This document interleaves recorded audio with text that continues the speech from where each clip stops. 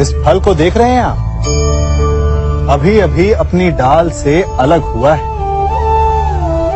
बड़ा दुख होता है ना जब आप अपने उद्गम से अलग होते हैं, परंतु ये दूरी भी आवश्यक है। अब इस फल को ही ले लीजिए। अपने जीवन दाता वृक्ष से अलग होकर ये ना केवल किसी की भूख शांत करेगा, अभी तो इसके भीतर के बीज से एक नए वृक्ष का सृजन भी होगा और कई फल जन्मेंगे। सृजन की प्रतिक्रिया में पीड़ा आवश्यक है। यदि पीड़ा नहीं होगी तो सृजन नहीं होगा।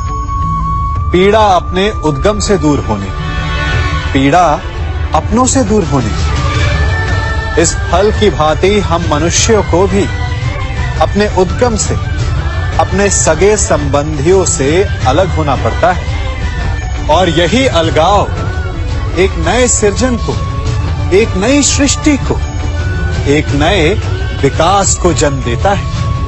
इसलिए ऐसे अलगाव से दुखी मत होइए, उसका स्वागत कीजिए, क्योंकि ये विकास की नींव है।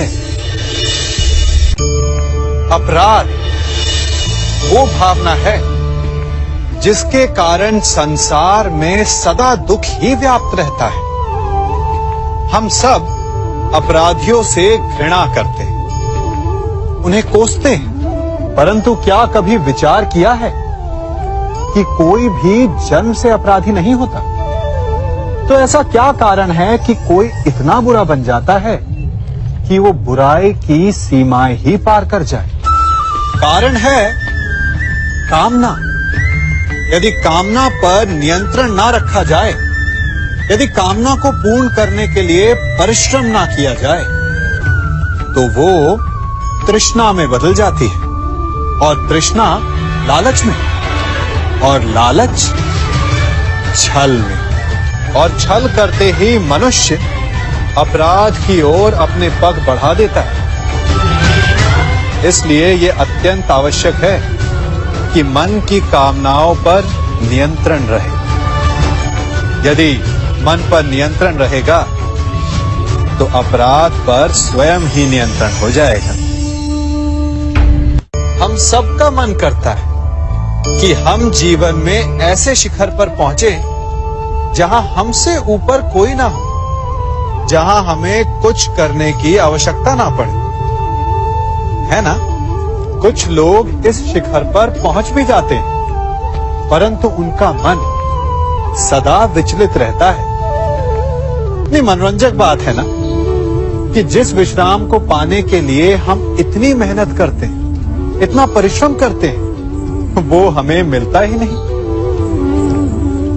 कारण स्वयं सोचिए, वन का राजा होने के पश्चात भी सिंह को अखेट के लिए परिश्रम क्यों करना पड़ता है? सोचिए।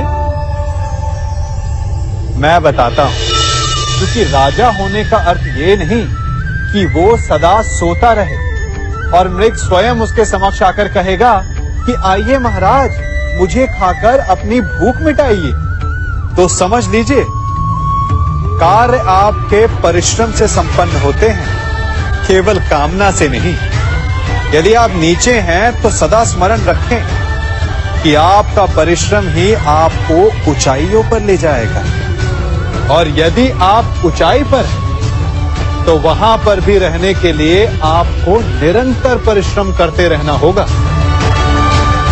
अर्थात परिश्रम से मुक्ति नहीं है, क्योंकि परिश्रम ही जीवन है।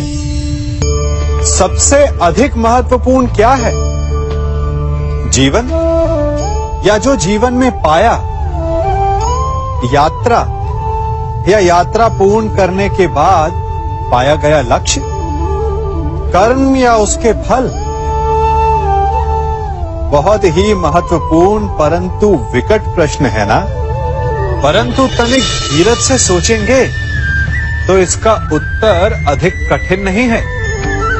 यदि जीवन यात्रा है तो उसका लक्ष्य क्या होना चाहिए? स्वयं सोचिए। मान, संतान, धन, नहीं ना। अंतिम लक्ष्य है परम आनंद, और ये अचानक से नहीं मिलता। इसे पाने का केवल एक ही उपाय, और वही आपका कर्म, वही आपकी यात्रा भी, और वही आपका प्रारब्ध भी है। और आपको कौन बताता है कि आपके लिए सही क्या है? वो है आपका मन, जो मस्तिष्क की भांति हानि और लाभ नहीं सोचता, जो आपको ये बताता है कि शुभ किसमें, संसार का कल्याण किसमें, आनंद किसमें। यदि आपका मन संयमित है तो वो आपका सबसे महत्वपूर्ण मार्गदर्शक है, जो आपकी यात्रा, आपका लक्ष्य, आपके कर्म और उसके फलों को सबको शुभ बना सकता है।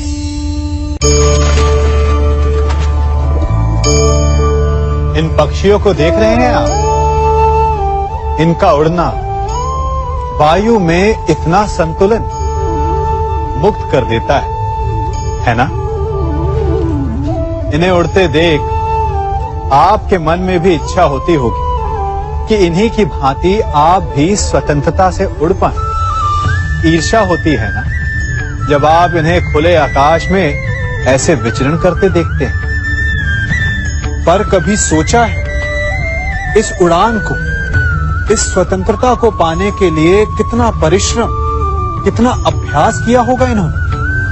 आकाश में उड़ने से पूर्व धरती पर कितना गहन परिश्रम किया होगा इन्होंने। इनके माता पिता ने पहली बार जब इन्हें पंख फड़फड़ाने को उकसाया होगा तो कितनी बार गिरे होंगे।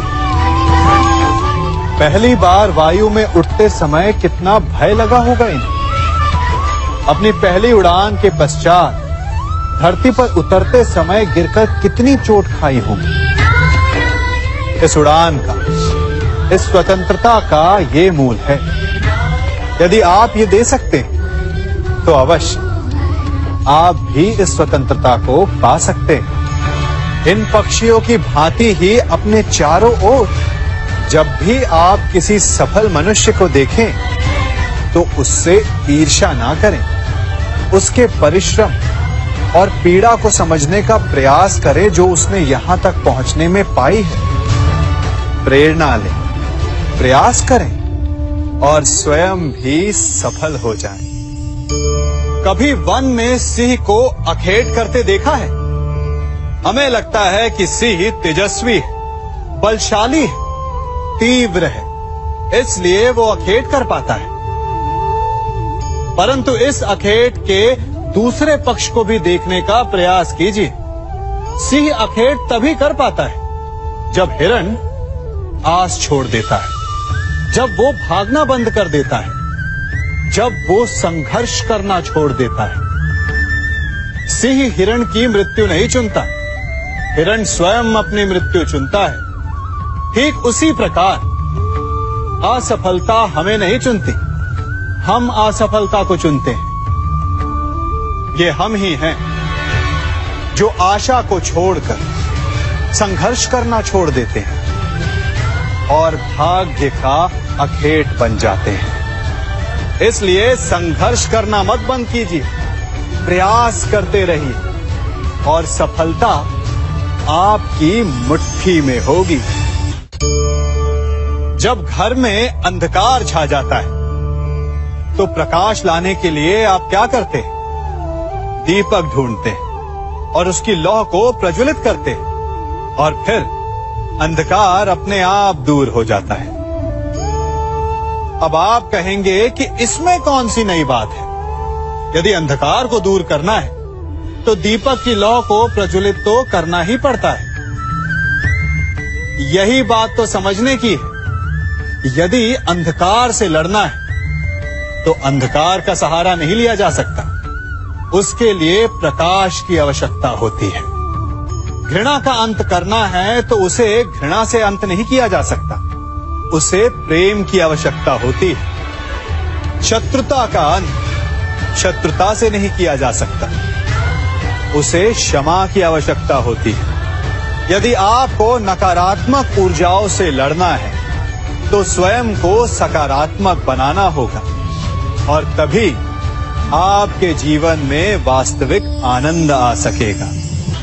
एक न एक बार हर युवा के जीवन में एक ऐसा समय आता है जब उसे लगता है कि उसके माता पिता उसके साथ बहुत कठोर हो रहे हैं।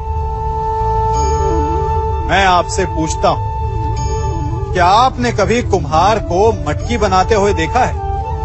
वो गीली माटी से मटके को चाक पर आकार देता है और वास्तविक आकार वो मटकी को तब देता है जब वो लकड़ी के संभल से मटके को बाहर से पीटता है। हम सभी उस कुम्हार को मटके को पीटते हुए देखते हैं, परंतु उस कुम्हार के उस हाथ को नहीं देखते जो मटके को भीतर से बाहर की मार से सहारा दे रहा है।